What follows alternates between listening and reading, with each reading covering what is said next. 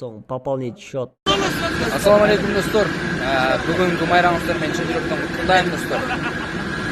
Бүгүн майрамга кош майрам болсун деп Бишкек шаарында Йома бургердин ачылыш аземин кылып атабыз достор.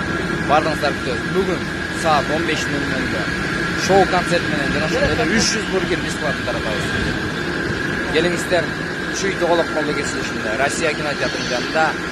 Буйруса бүгүн Йома бургердин алдында жолугушабыз. Görüşкөнчө достор.